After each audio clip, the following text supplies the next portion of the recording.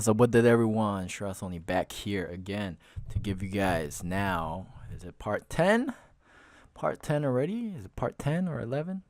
Anyways, yeah. So this time it's gonna be on what I promised before. So tremolo, vibrato, legato, and also strum.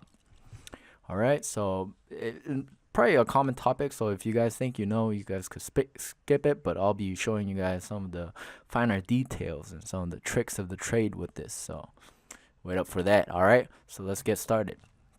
From the top, tremolo and vibrato. All right. People actually don't know what the difference between tremolo and vibrato is. The main difference is that tremolo is essentially a change in volume, okay, and vibrato is a change in pitch, technically. But a lot of the times people will throw this around, especially guitar players. They tend to throw this around, and then they use the word interchangeably because a lot of the times, like the pedals you get, like the effects pedals you get, tend to have it, and they don't really explain it too well, and it tends to sound the same a lot. But a tremolo is a change in volume. So what that means is, so if I put up this depth, you guys could see that the left and right channels are going back and forth more, right? And then speed is essentially controlling how fast it goes from the left and right speakers. And then gap is the order in which they is the degree in which they're going left to right. So if you actually put it at 0, it will be just going in mono. So it'll just be a change in volume.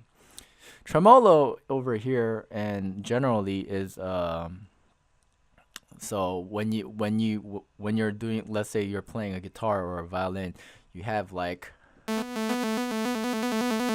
this will be like a tremolo, right? So you're hammering on like while you're playing the violin, or you're hammering on or pulling off simultaneously. That's to recreate the effect of a tremolo. But what a tremolo actually is here is trying to recreate the Leslie speaker effect. If you guys don't know what that is, make sure you Google up what Leslie speaker effect is. All right, it's basically trying to use the Doppler effect, which is if a sound source is moving further away from us, so let's say for example a car that's honking is moving further away from us or closer to us, because of the distance it affects the pitch of the sound. So essentially it's creating a tremolo based on that. Make sure you guys Google it up if you don't know what it is. That's tremolo. Vibrato is essentially a change in pitch, right? So you guys could see from 0 cents all the way to 100 cents, which will be 1 semitone. 100 cents will be 1 semitone. So it'll be the same thing as doing that. All right, and this speed is how fast you do it. Generally, I don't really end up using this that much because what happens is if I want to do it, then I'll just go into pitch, and then I'll just use the LFO tool. Yeah, that's what happens. So I don't really end up using it. There's not a lot of functionality over this. All right. And then we go to legato. All right. So the legato functions are here and also here. All right. Legato and portamento, they're here together. People don't really know the difference between legato and portamento. Legato is when you have one note. Let me turn legato on, and then you push another note while still playing that note.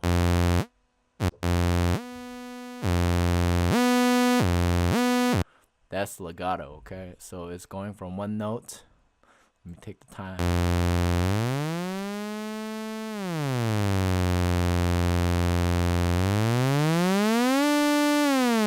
So it's going from one note to another, and then it's coming back down when I'm pushing 2 notes at the same time. All right. Versus portamento is if I push 1 note and then I let it go, and then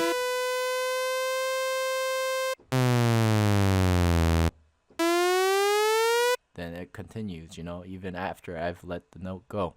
So that's basically portamento. If you think of it in terms of guitar or string playing, on a guitar you have the slide, right? But you could also slide like from one note to another note, or you could just slide from nothing and then slide into a note, you know. So that would be a portamento, you know. And then here are some other functions right over here. So there's a curve that you could choose, linear or logarithmic. So linear would be, look over here, linear would be, you see how it goes straight up, and logarithmic will be, so curve up. All right, self-explanatory. Fixed, and then variable portamento. Fixed is no matter what the distance is, the legato time will always be the same. So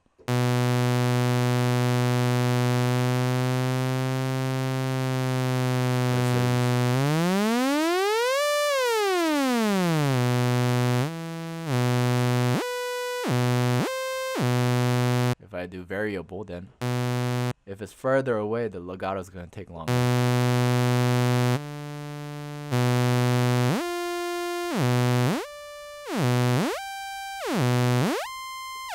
You guys can hear the difference, right?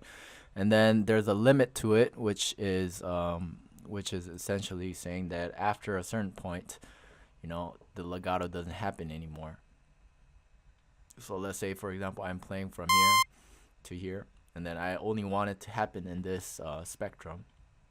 Then I would have the limit set to, you know, a certain time, so it doesn't, legato doesn't happen in the lower frequencies or the higher frequencies. That's what it is for. All right. And then here is legato, this legato limit actually, and this is portamento limit. So that's what it is. And then we have velocity to legato or portamento. This means that the harder you hit the note, it's gonna legato faster. And then the softer you hit a note, it's gonna take longer to reach that note. So let's check it out.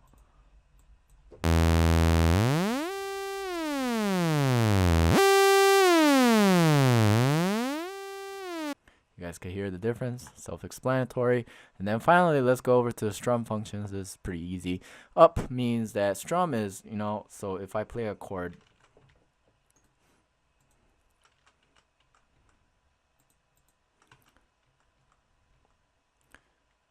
let's just use the tools, stamp a advance. Everything flat 5, flat 9. Nice. All right. So it sounds like that right now. But if I have the strum on,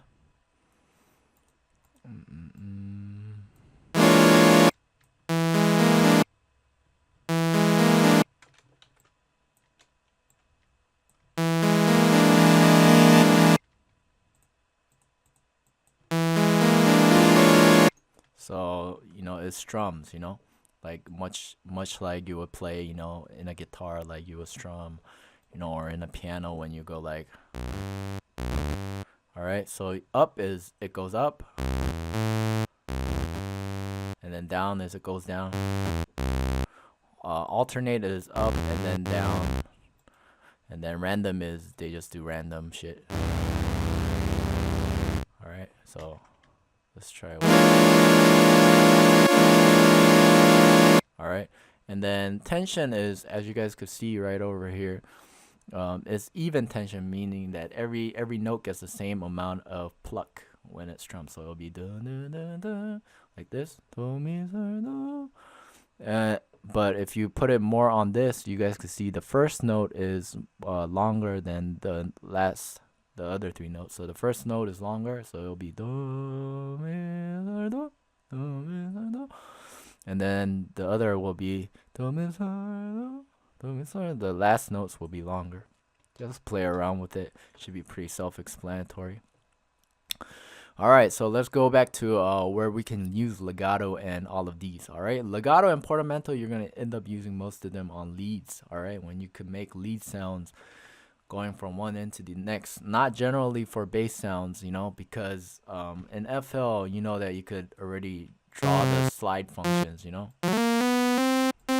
you double click on it, then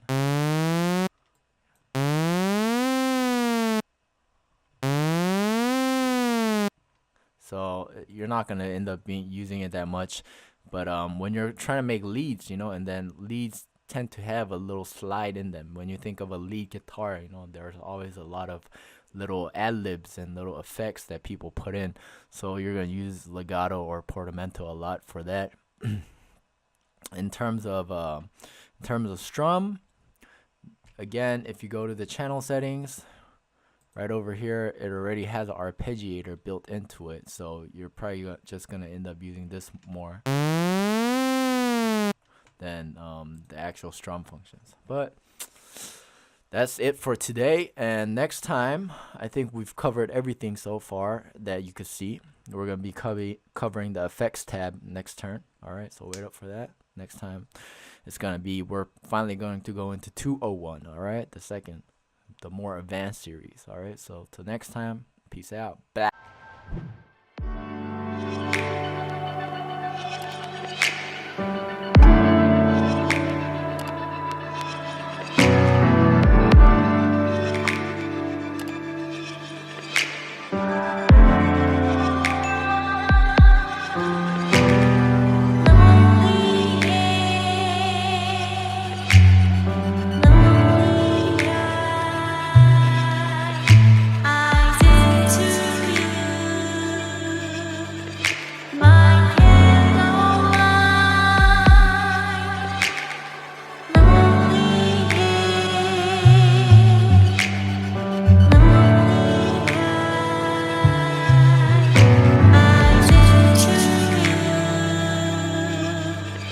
My